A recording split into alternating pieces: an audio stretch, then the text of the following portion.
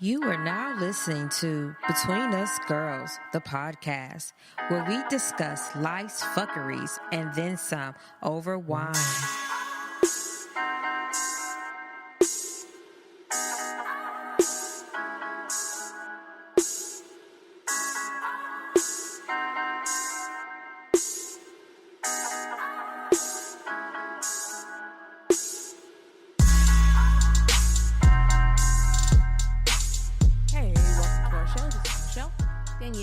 Jen and Sharonda, and this is Between Us Girls.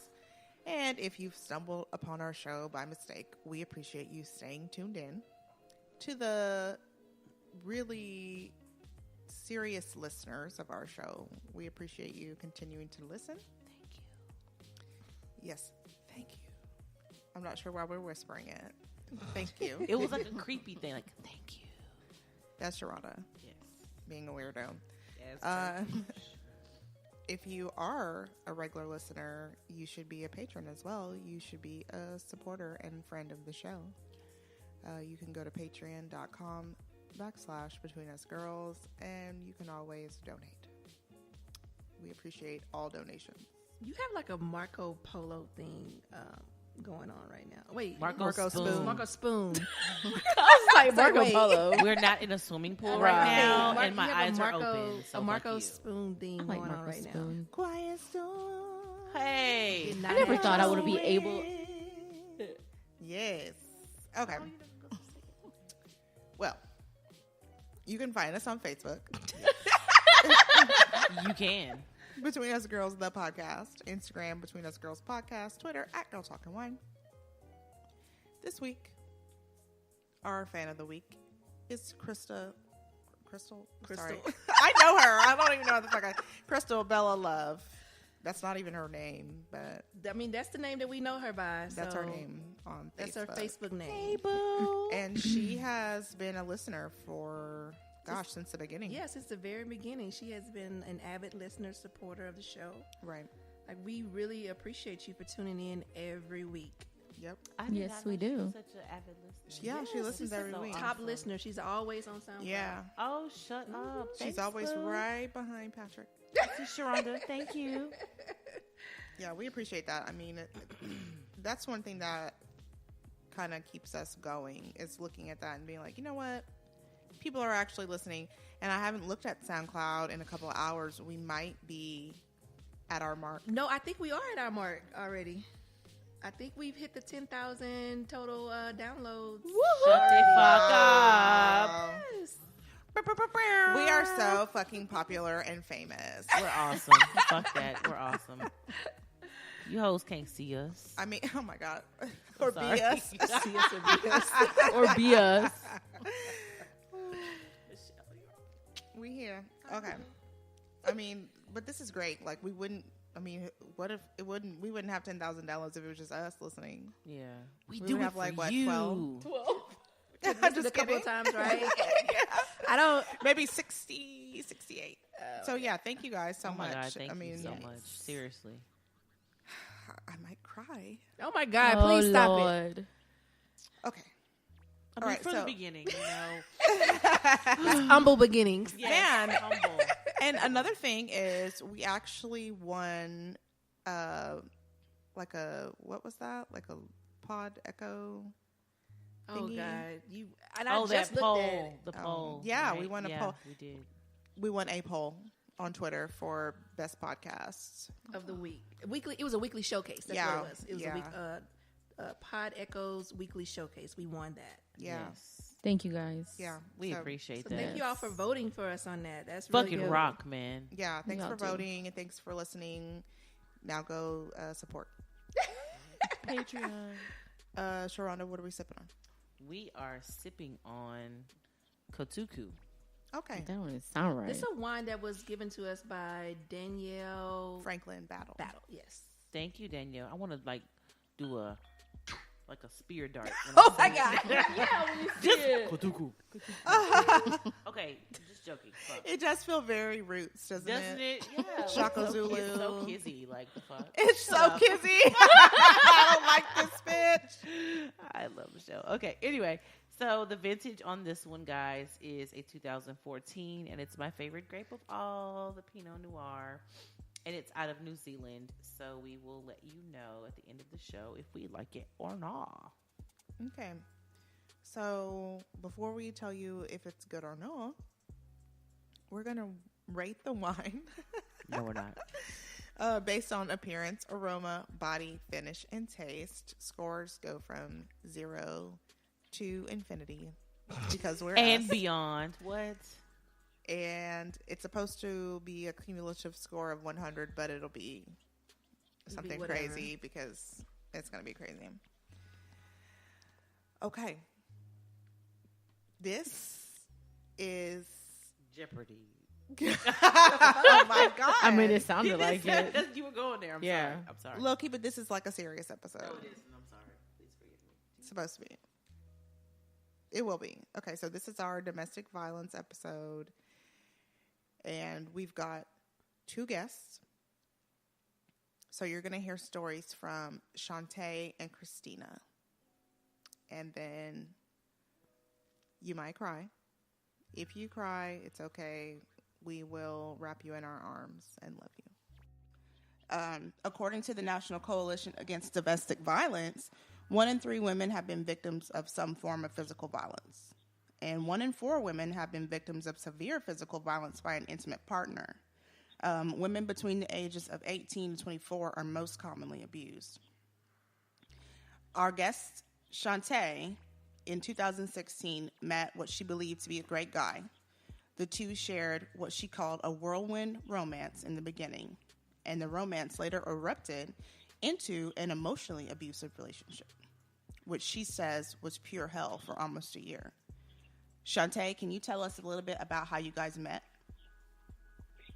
Well, basically, met a fabulous guy, I thought, through social media. We kind of had a whirlwind of a long-distance relationship. Everything was great. He was all I ever dreamed of, or so I thought. Eventually, we decided that we wanted to be together, and so we moved. He moved from Austin to Houston, which, he used to live here, but he was residing in Austin at the time. And so when we moved in together, things were great in the beginning. He worked, I worked. He helped me with my kids. It was like a fairy tale. It really was. But then eventually I started noticing little things that at first I thought was kind of cute.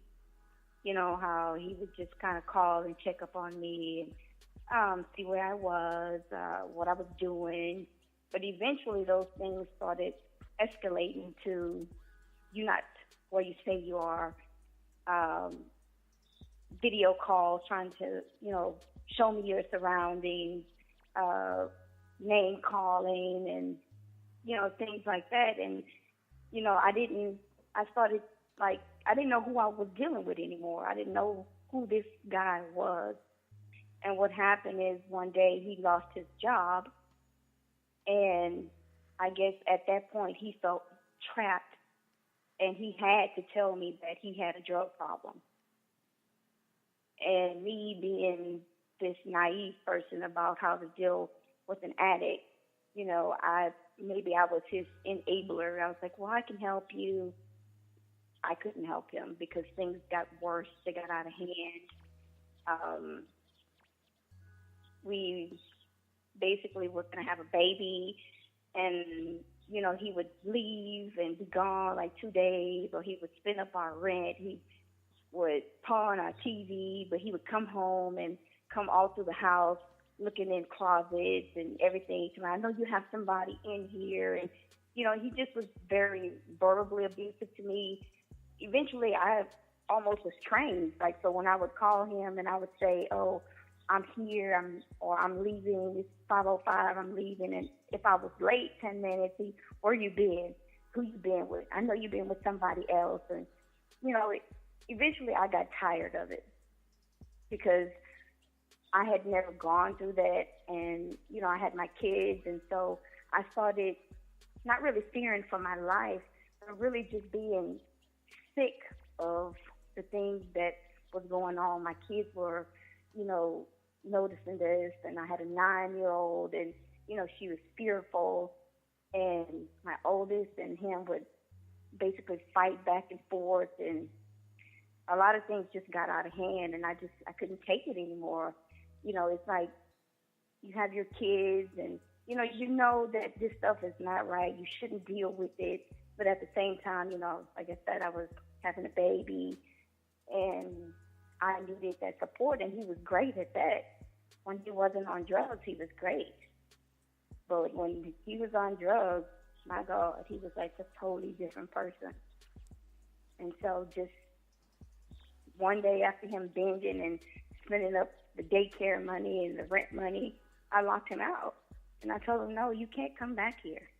This is it. I mean, my finances started suffering. My kids started suffering. I started suffering, letting myself go. That's not me. And so, no, I locked him out. He threw a suitcase through my window, and it was definitely over at that point. What type of things did he say to you? Oh, he would call me all kind of like bitches and hoes and sluts. And, he would say foul things to me, like in the sexual manner. And I'm like, wow. Those were not things that when I met him, he didn't talk to me like that. Mm-hmm. He would just say, you ain't nothing but a hoe. And there would be no reason. I never gave him a reason to think, feel, or suspect that I was messing around. I wasn't. He was just delusional. Like, crazy. And when did the abuse begin in you guys' relationship? Probably about, I'm going to say it started last July. And that's when he told me that, he had a drug problem. About how long into y'all's relationship was that? That was about a year into the relationship. Okay, so he was just a little bit controlling. And then yes. Once he lost his job and kind of didn't have money to get his drugs, he started being real abusive, right? Correct. So do you think that if he didn't have a drug problem, he would have behaved, normally? I can't even answer that because I've lived with this now for so long. I don't know that if, the person I met when he was in Austin was who he was pretending to be, or if this little bit of psychoticness is who he was all the time. He had his times when he was very sweet, real, just attentive. And I'm not going to take away from him and say that he's not a good father. He's a great father. It's just that when he had, the drugs in the system, I mean, he was just totally different. So I don't really know who I was dealing with. Mm-hmm. I don't know if he pretended, he can be whoever you want to be in Austin. I mean, I would travel back and forth. He traveled back and forth, but still, there were periods when we didn't see each other. So I didn't know. I don't know who he is. And what was the breaking point for you that said, I can't do this anymore? Like, I have to leave. Oh, when he threw the suitcase through my window. He threw a suitcase through my window because I locked him out of the house. And the window he threw it in happened to be my son's window. And sometimes our baby is in that room. So, one of my kids could have gotten hurt. Right. And that was after he spent the money, right? Right. Oh, yeah. He went on like a binge for like 2 days and just spent up, the money. What kind of drugs is he or does he take? Well, he would tell me that it was cocaine, but I have neighbors that are now coming up to me saying, oh, it was crack, it was crystal meth. So who knows? I don't know what all he was doing. Yeah, because let's see, the rent and the daycare money, that's like what, at least $2,000? Boy, a little over because daycare alone is $400. So you're not you're not just putting that up your nose. I'm sorry. No. I'm like, there's no Oh possible no, way. even that's nothing compared to just about his entire income tax going up his nose. No. wow. So, what do you have to say to women that are currently going through this situation? First of all, even though things are great or whatever, don't ignore little signs. When he starts, acting as if, oh, you got to report in, that's a sign. If you have to report your every move, you can't go to the restroom, you can't go into the other room, that's a big sign. Mm-hmm. If he's going through your personal social media stuff, and even though, maybe you don't have a password, but that still does not give him the right to go through your personal business and then use your past and say, oh, you did this and this. That's a sign. Pick up on the little signs and, pay attention to who you're dealing with. Learn who you're dealing with. Don't just, oh, we're so in love and then be so in a hurry to, move in and get married and this, that, and the other. Right. Figure out who you're dealing with first. So, what advice would you give to a woman who's ready to leave? Don't hesitate. Pick up and leave. Even if you have to take everything or nothing, if you just leave with the clothes that's on your back, if you have a good friend or somebody, some kind of support system, get out. And don't look back. Do not look back because, some people change, but for the most part, they don't. They don't. They'll change for, a period of time, a small period of time, but they revert back to it. There are many stories like Shantae's around the world. She's lucky the abuse never turned physical. However, that wasn't the case for our next guest, Christina. Christina was a victim of verbal and emotional abuse that turned physically violent once she found out about her ex's many affairs and decided to leave. During the time which Christina was filing for divorce, her ex forced himself upon her while their daughter was in the next room. Christina, thank you for joining us and sharing your story. Thanks for having me. You're welcome, dear.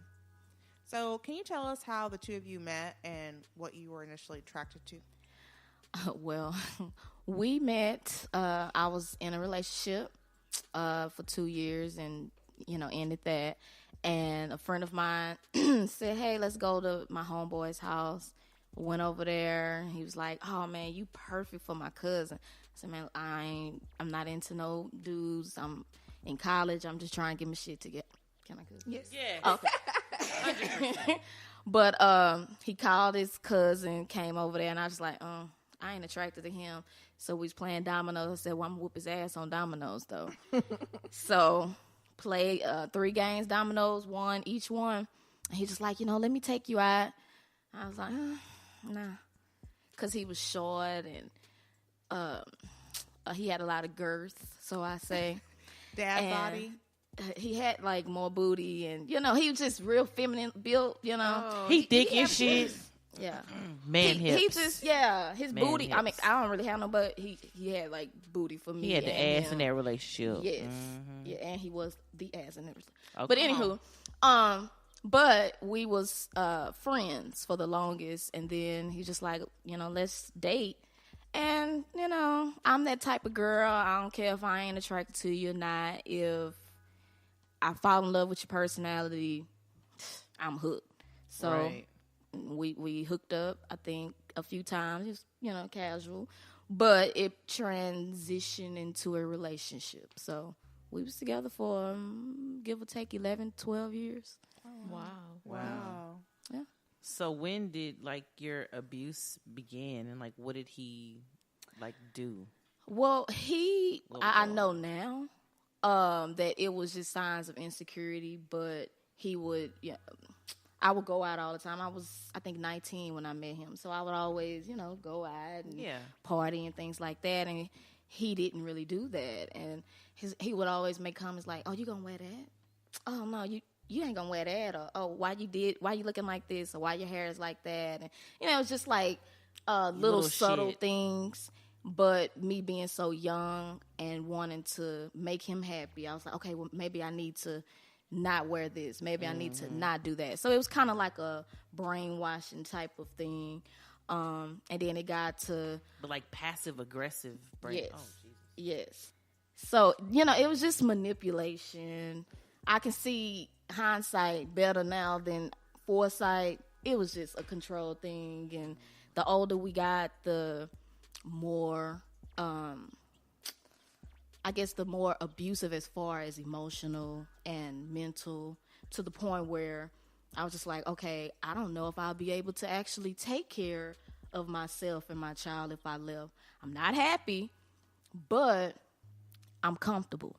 I worked, but I didn't have to pay no bills. That money I earned was my money. I had a standing, like we said before, I had standing appointments, hair appointments, nail appointments, could buy whatever I wanted to buy, shop. Money wasn't a problem, but that's all. I didn't have that partner that I thought I had, from that best friend that we had originally. We didn't talk. Come home to a pretty house that I decorated, but you have two grown people that's not talking to each other.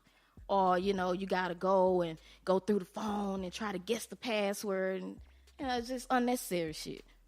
So, I think I drew the line. I guess I had a conversation with my oldest sister, and I'll never forget, we're not emotional. I don't come from an emotional background. None of my sisters are emotional people.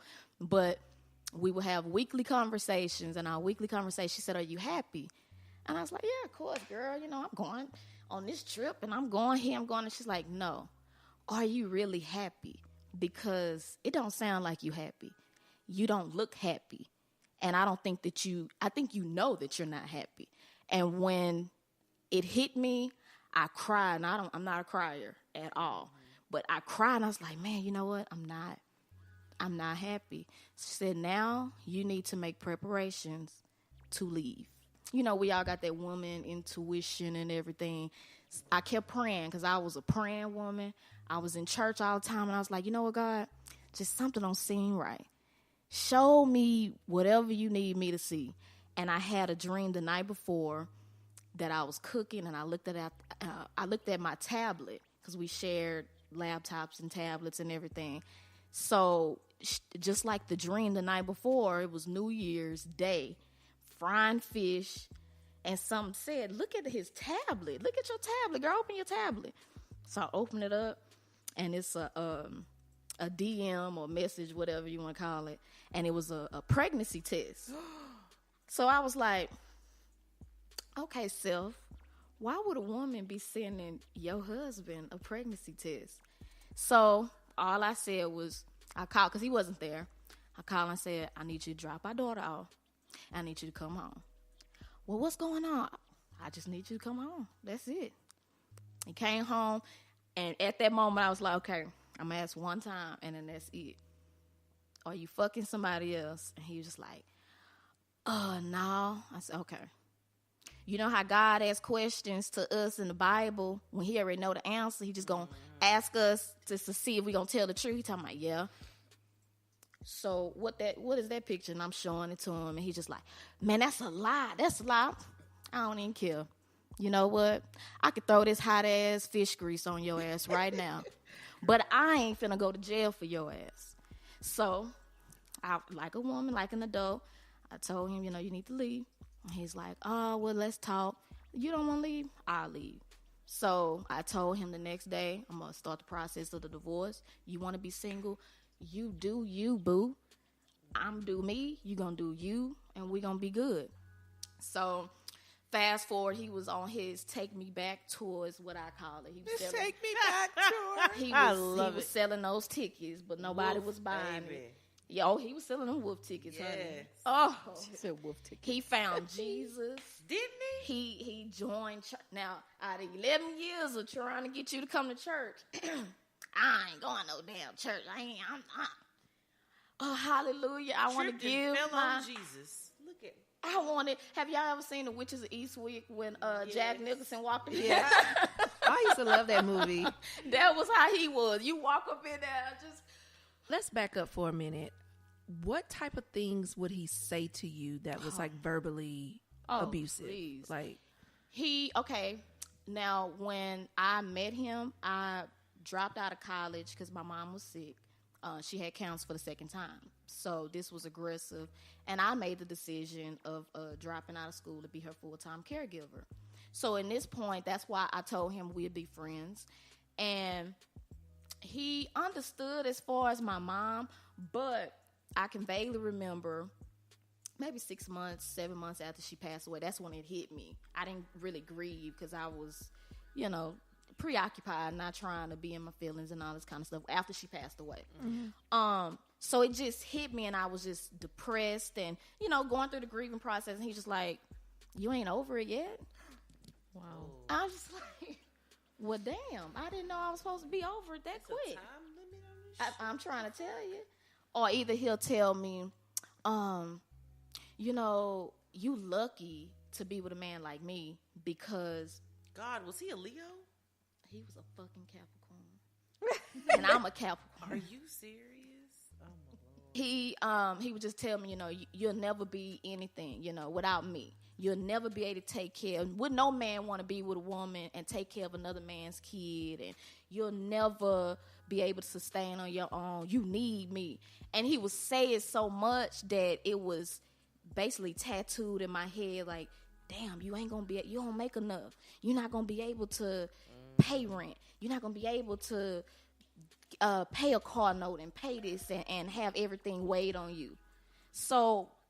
It got to the point where I started feeling and questioning myself, like, I'm not worth value. I don't have any value. Mm-hmm.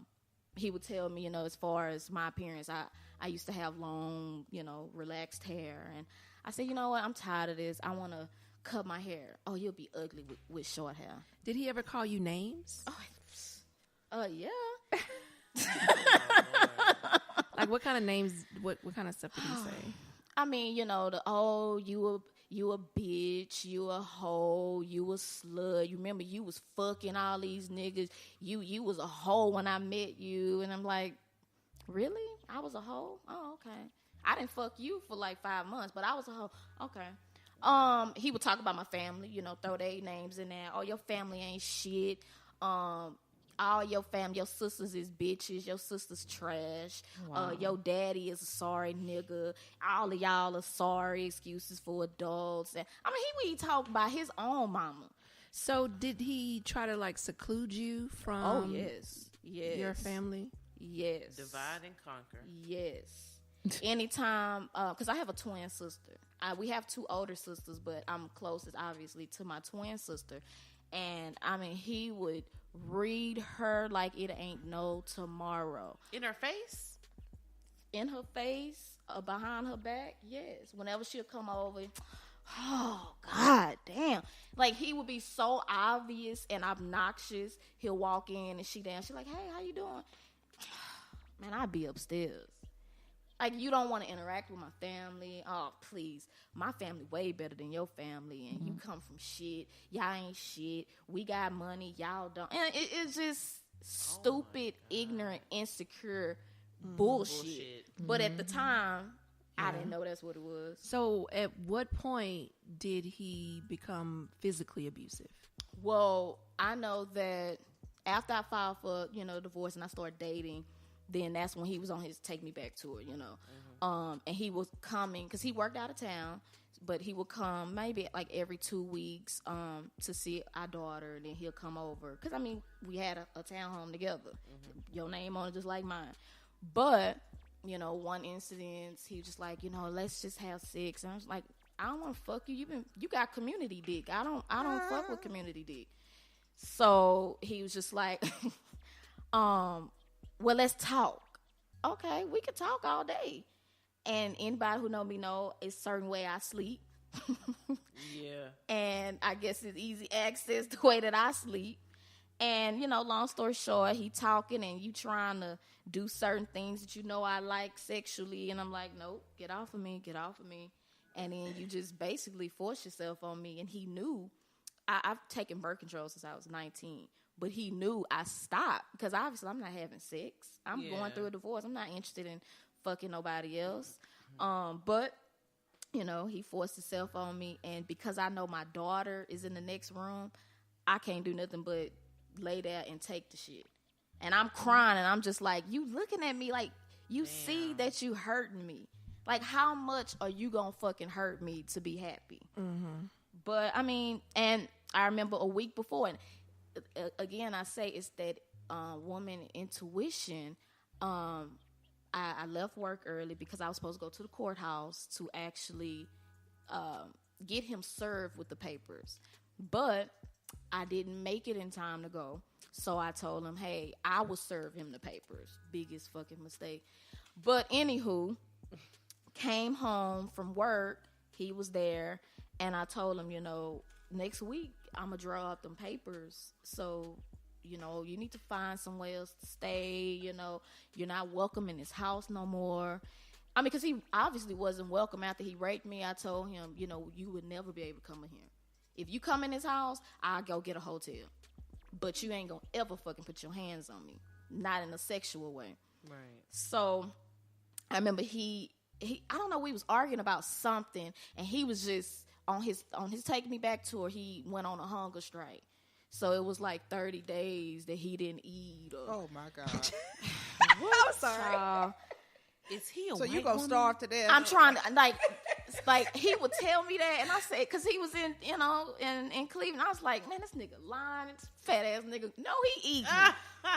But every time he would come back, he was smaller and smaller and smaller. And I'm like, damn, is this nigga really not eating? Yeah. And this particular time, he was like, don't leave. We need to work this out. Take me back. Like, I'm going to kill myself if you don't be with me. All right. Bye. So you need to cut this way. I and said, not so this how way. you going to kill yourself?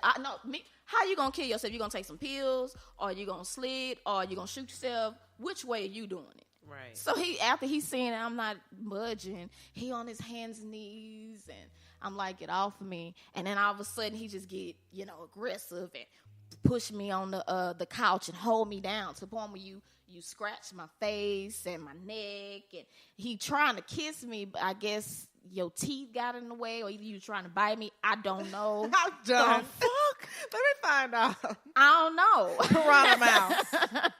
All I know is when you finally got off of me and I left, I'm looking, I'm like, my face is burning. I got bite marks on one side. God. I got scratches in my face and my neck. And I'm just like, damn, he did all this shit? Like, what the fuck? Are you a woman? That's what he's sounds like. He's a bitch. Yes, I'm saying, yeah. The next day, he came to town, and I told him, you got to find somewhere else to stay tonight. And he was like, well, look. I actually laid the papers out. I said, here, these are the papers. I'm going to work. And he was like, well, if it's any consolation for you, can I spend the night, just this one night? I'll stay in our daughter's bedroom because I don't know when the next time I'm going to see her. So that should have struck something in my head, but I was just like, you know what? I'm going to go against my better judgment. Go on stay, but you better not come in my room. By no means, don't come in my fucking room. So he was like, okay, cool. And I know at that time, I used to sing. I sing in church, but I used to sing like whatever. I was starting back singing because that was a passion of mine. Met up with a guy. He had a band. And that night, went to rehearsal, first rehearsal. We finna perform this weekend. I'm like, oh, yeah. Come in the house, and he's just sitting there. You had fun? I said, uh-huh. So you got a show? Mm-hmm. Oh, okay. It was maybe about 2, 3, 4 in the morning. And all of a sudden, like, I sleep hard. I don't hear shit. Unless you touch me, I don't hear nothing. And he was calling my name. Obviously, I didn't hear it. And he tapped me on the shoulder and was like, what's your password on your cell phone? What? And I was like, you ain't a bitch. What the fuck are you in here for? Nigga, it's 3 in them. What the fuck? Why is you worried about what my password is? What's your password on your cell phone? I said, why? I want to know, what's your password? What's your I mean, he hollering. And this is in the dark, so I can't even see you. And he's 2 feet tall, so hilarious. Right. It's an angry midget in the corner. Well, I'm short. He was maybe about 3-4 inches taller than me. So, he about maybe 5'6", 5'7". A midget in the corner. Yeah. Angry. A bitch midget. But anywho. Ooh. A midget. I'm like, when somebody wake you up and you startled and shit, you like, wait, what the fuck? What is going on? But he was just like, what's your password? And I was like, nigga, you want my password? And I told him the password.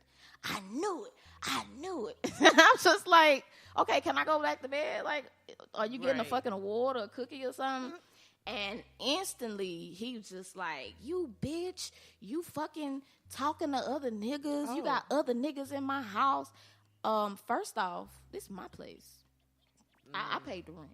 Secondly, you've been fucking America. You've been fucking communities. What about the baby? America. The baby. Oh, that was the girl. Either she had an abortion or either it was a lie. I could never get the truth out of that situation. But it doesn't even matter. That's what I'm saying. It didn't matter. I could care less. Whatever. So how did you guys finally end it? Like, how did you finally get away from him? Well, shit, this was the end. This was the end.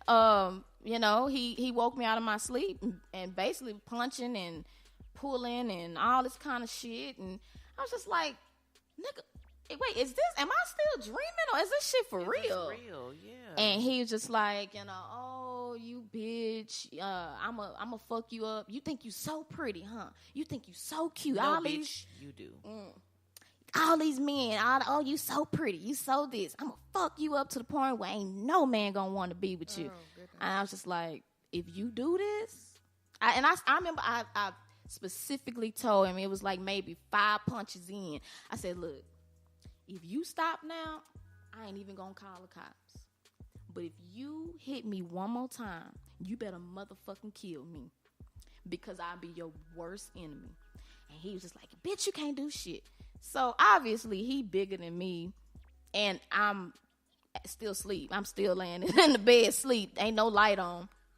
He end up cutting the light on. I mean, the whole 9 yards, punching me, poking me, slapping me.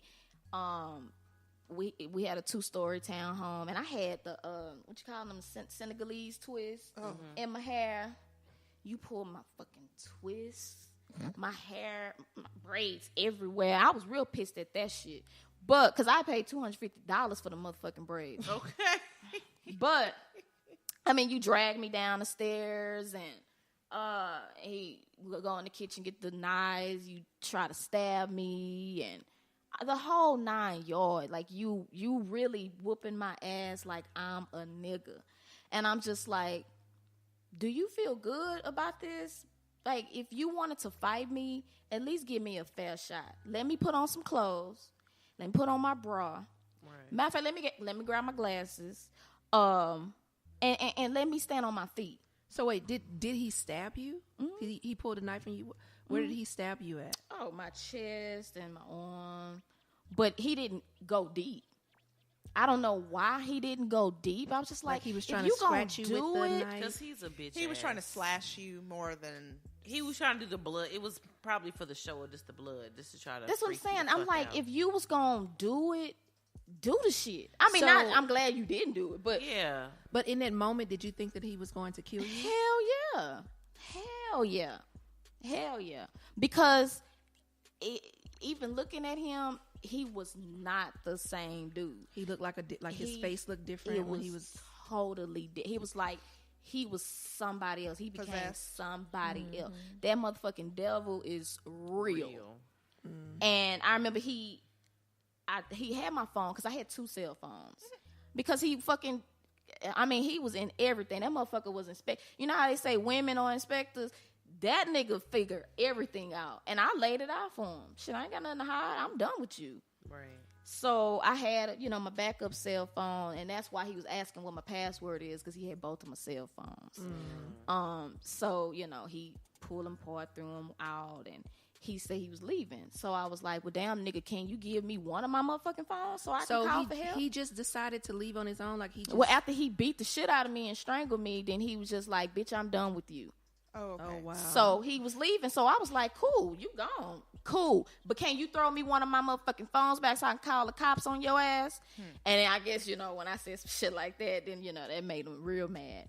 And I thought he was leaving. He threw the phone out in the bushes, but I thought he was leaving because he did leave. He cranked his car up. So when I bent down to get it, I hit the car stop, and this motherfucker charging me back into the... So I'm trying to run. Remind y'all, I ain't got no clothes on. Okay. Oh, you're naked. I ain't got no clothes on. You didn't give me a chance to go put nothing on. I ain't got no clothes on, but I'm outside, ass naked. Okay. I mean, it's 3, 4 in the morning. Ain't nobody outside anyway, but still. So you charging me, and I'm like, shit, let me try to run up in here. And before I can run and close the door, he charged the door. And he pushed me. We had a long hallway. He pushed me down that. And then he was like, bitch, you gonna die tonight.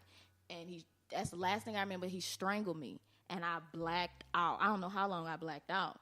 But when I woke up, my daughter, I think she was, 4 or 5 at the time. She was upstairs. She heard all of it. Wow. But she was standing over me, crying, and my front door wide open. And I didn't know, you know. So he just left you on the floor. I wonder if she showed up before he left. Like when he was about to... Well, I took her to counseling and therapy, and she later said that she heard everything, but she was too scared to come out.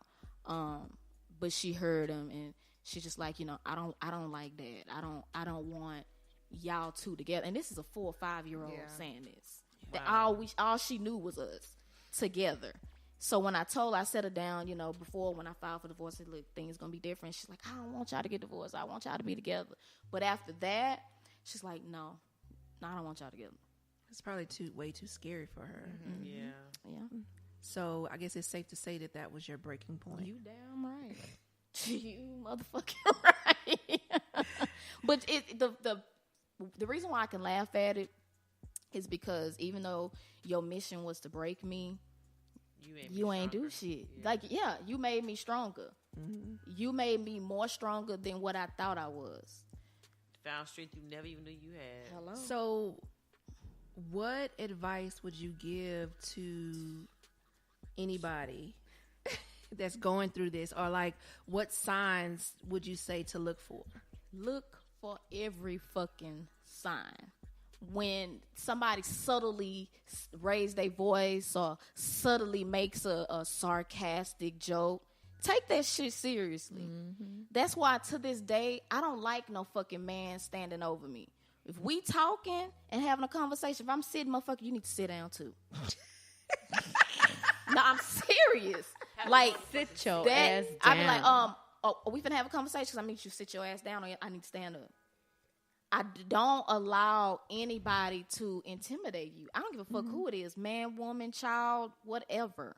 Because it's the little things that you really miss and you overlook, and those are those things that you should have been paying attention to. Like, I don't like no man that's so easily free-flowing with the bitches and the hoes. No. Because that means that something is bothering you inside of a woman. Maybe it was the way your mama or your granny raised your ass or didn't raise you. I don't know. Maybe you got woman issues, shit. That ain't for me to figure out. But with the hollering and the aggressive, we as women want an aggressive man, I guess a take charge man, but it's a difference of take charge and aggressive. Right. Any man that's, quick and hot-tempered, those are signs. Mm-hmm. Any man that says something negative to you to kind of boost them up, that's insecurities. Yep. Insecure men are explosive men. Yeah. And we all have insecurities. I don't care if you're a child, adult, that's understandable. But when it comes to totally trying to destroy a character of somebody, that's when you need to fuck on. I don't give a fuck how fine he is or how rich he is. So has this affected your ability to date other men? Like, do you find it hard to trust? Are you in a relationship now? Okay, we'll just leave that I one. plead the It's fifth. not your fucking We'll leave that one business. It's not your fucking business, man. But to answer the first question, at first it did. I had to really learn myself. Because I had kind of that attitude like, fuck the world, fuck men. Men don't do shit for us, but fuck us up, so I'm gonna fuck y'all up before you fuck. You know, I had that kind of mentality. So I was using men and basically having my way with a man until I had to actually step into my adult self and actually, you know, seek counseling, seek therapy, and actually learn how to date and learn how to actually date myself. A really good friend of mine gave me that advice. She said, you know, instead of trying to move on with another man and instead of looking for a man to be Mr. Wonderful or everything that he wasn't, date yourself. Yeah. Fall in love with yourself. Well, thank you so much for sharing your story with us You're today welcome. and letting women know that what signs that they need to look for and that they don't have to accept this type of behavior. Like, we really appreciate that. I've had at least 2 abusive relationships. And one was with the person who had a criminal record, and the other was with the person who had no record at all. So it's really a toss-up. You know, these people come in all shapes and sizes. There's no clear indication that someone's going to abuse you. You're right. You're right. And it's always hard to say, you know what, dang, I was listening to a podcast and they said, pay attention to this. You know, because when you're in it, it's so hard to really look at it without those blinders. Right. Yep. You know, because, you know, the first time I was really young, second time I wasn't so young, but both times I remember feeling kind of stuck. You know, just like you were saying, I felt like, well, no one's going to want me, because that was what the first person had told me. Well, no one's going to want you with this kid. No one's going to want you. Yeah. And then the second person was like, well, I don't even know if I really want you because you've got that kid. Oh. So it was just like, you know, it's just. And that's abuse. You That know? is, and it was, and it didn't get physical until like the very end, and at that point we were really fighting each other because we were just so incompatible, and there was so much aggression there, and I don't know why he was so aggressive with me, but he was, and it was like I felt like I had to fight him back. You know what I mean? Yeah. Hell yeah. Yeah. Yeah. I think that between Shantae's story and Christina's story, like the similarities that I see are the isolation, the negative talk. I think that women need to be aware of those 2 things. Personally, I've never been in an abusive relationship. I have had a couple of fights with guys, but it was kind of like really random, and it was like kind of like out of nowhere, and our relationship stopped immediately, like right then. Like one guy slapped me. I never talked to him ever again after that. Like, I don't have anything else to say to you. Like, I don't have any problems with completely cutting you off like that. Like, because if I'm in a situation where I feel uncomfortable and I can't be myself around you, then I don't need to be with you. Yeah. And there's nothing that you can tell me that will make me feel like being on my own is going to be worse than being with you. So I think that's just a little bit of the difference between me and Christina and Shantae's situation. Not to make it seem like, you know, like I'm any better. One is better than the No, other. I'm not. Yeah. I don't want that to be conveyed or misconstrued, because I'm not in any type of way saying that. But I think that that's just a little bit of a difference, because if you have somebody constantly feeding you information, you're gonna eventually believe it. Yeah. You know, so I don't stick around enough to feed into it and believe it. You know what I think, and this is just my personal experience. Like I had just gone through my dad passing.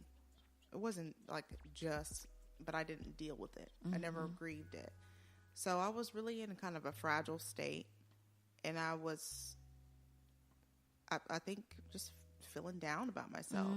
So any attention you get at that moment, you're like, wow, this feels good. So they bring you up really high.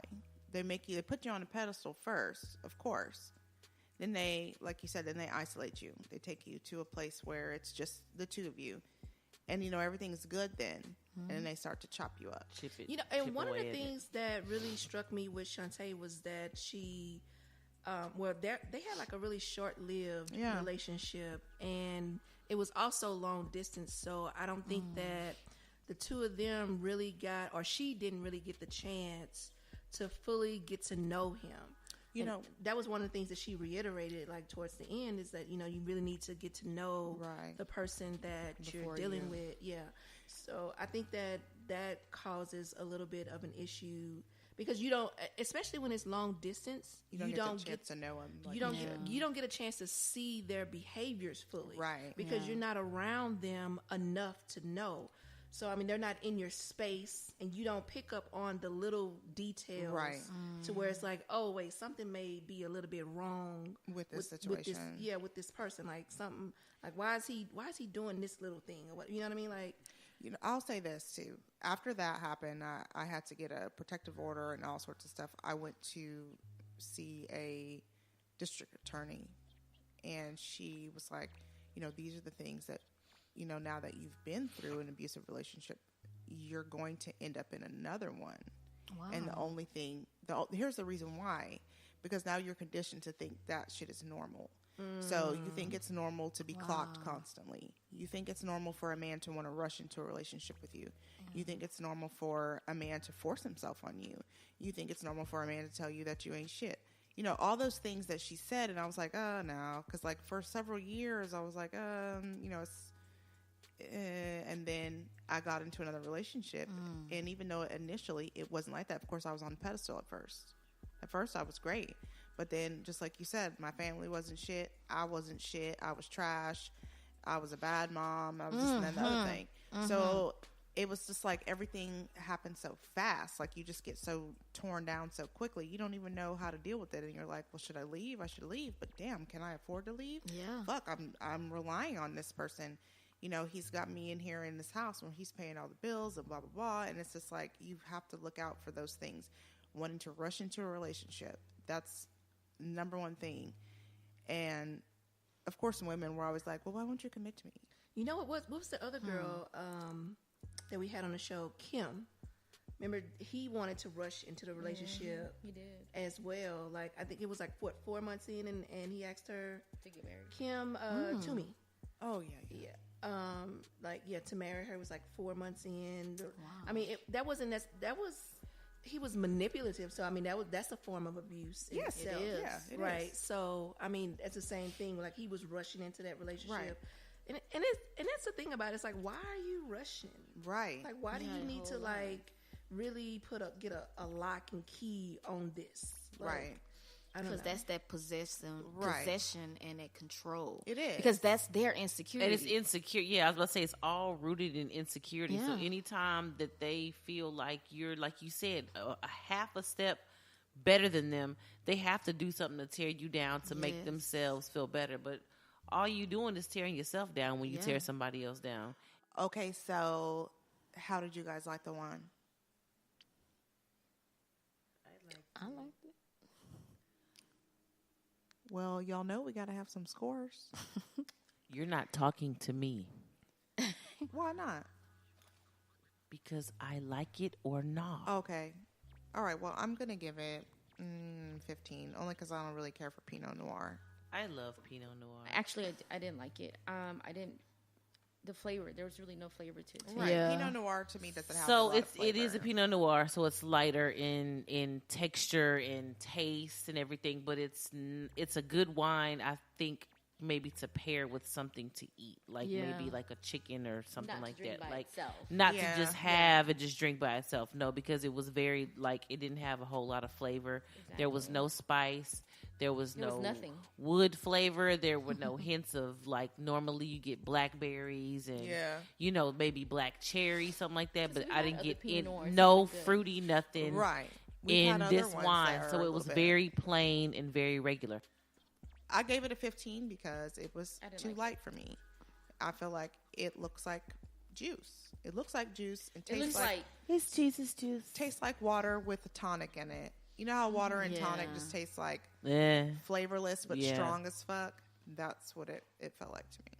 yep, Thank pretty you. much. That was a really good description. Felt like. Never mind. I'm not going to go into it. I'm not going to say it. I'll tell you later what I was going to say. You can write it up. Okay, so I give this wine a 17. She's so sick of you. Why do you give it a 17? Please tell us. Now, God, so over this bitch. I'm also really not a fan of Pinot Noir. It did not really have much of a fragrance to it. It is, it's light that it's kind of like watery to me. Right. Like that's just kind of how I take it. Tastes to me. It tastes kind Colored of water. water. Like it kind of tastes a little bit watery. Like it sort of like builds it up to like be this like Like it's Kool-Aid with no sugar. Yeah. like you're expecting it to be something, Yeah, and then you get it in your mouth and you're like, what is this? Yeah. So it doesn't really do much of anything. Even like when you swish it around, it's not. It doesn't have a lot of. It's flavorless. Yeah. It might as well be a Bordeaux. But thank you, Danielle.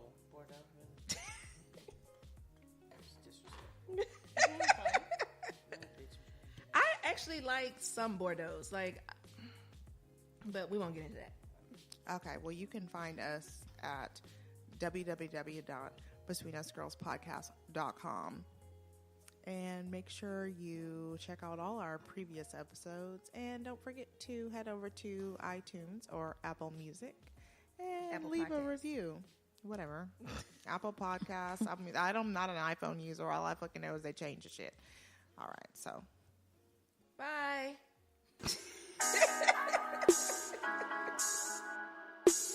Thank you for joining us on Between Us Girls. But don't keep it a secret. Listen and share with everyone you know. See you next week.